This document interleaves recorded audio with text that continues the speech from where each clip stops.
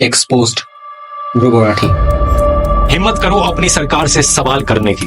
10 मई की शाम को इंडिया पाकिस्तान युद्ध में सीज फायर हो जाता है। स्पॉन्सर किया है, उसकी हरकतें अचानक से बंद हो जाएं, क्या ये एक्सपेक्ट किया जा सकता है? सवाल करो कि इन आतंकवादी संगठनों को पाकिस्तान की मिलिट्री इतना सपोर्ट क्यों करती? इस पर एशली टेलिस ने एक आर्टिकल लिखा है कानजी इंडाउटमेंट फॉर पीस के लिए। इसके रिस्पॉन्स में इंडिया ने लॉन्च किया था ऑपरेशन सिंधु। सवाल करो अपनी सियासत से, पाकिस्तान एक आतंकी देश क्यों बन रहा है?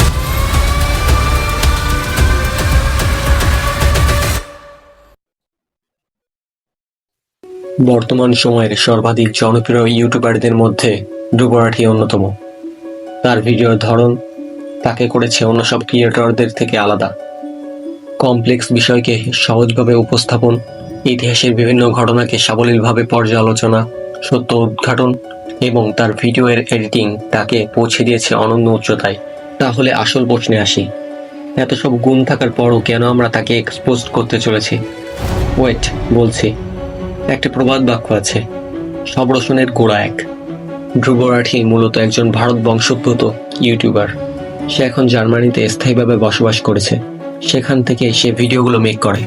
स्टूडियो सेटअप, 2 लाइटें लगी हैं, एक ग्रीन चादर लटक रही है। আমরা প্রায় দেখেছি ভারতীয় হওয়া সত্ত্বেও সে বিজেপি মোদী সরকারের নানাবিধ দুর্নীতির বিরুদ্ধে সোচ্চার হয়েছেন, সত্য ঘটনা উদ্ঘাটন করেছেন। आप में से जो लोग नरेंद्र मोदी को अभी भी सपोर्ट करते हैं, उनकी भयंकर तरीके से आंखें खुलने वाली। এছাড়াও সে দেশ বিদেশের নানা অসঙ্গতি তুলে ধরেন।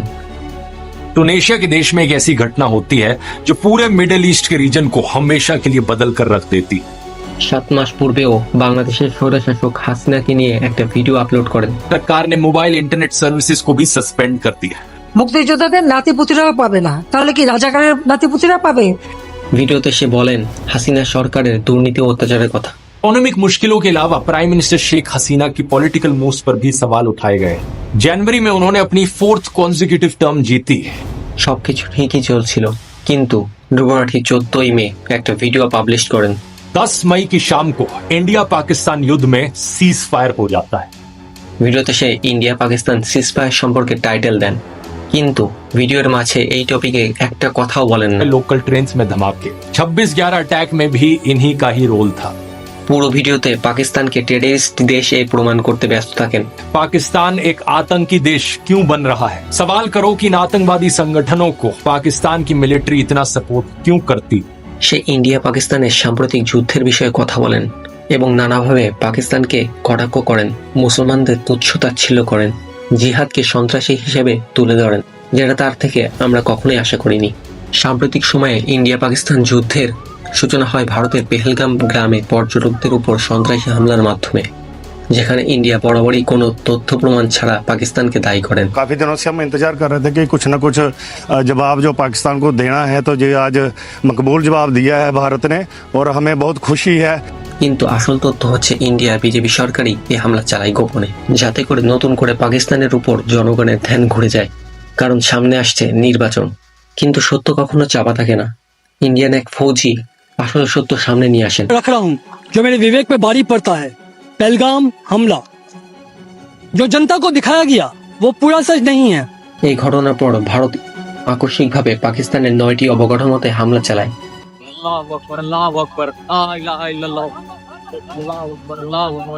এর মধ্যে ছিল মসজিদও।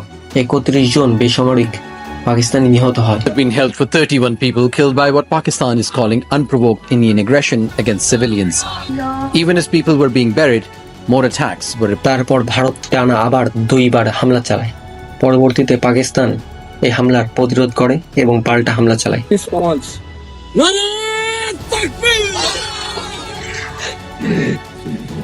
এখন আপনাদের কাছে আমার একটা প্রশ্ন হচ্ছে, ভারত কিভাবে আন্তর্জাতিক সীমানা পেরিয়ে অন্য দেশের ভূখণ্ডে হামলা চালায়? ধরে নিলাম ভারতের কথা সত্য, টেররিস্টদের হত্যা করতে ভারত হামলা চালিয়েছে, কিন্তু এর যৌক্তিকতা নেই।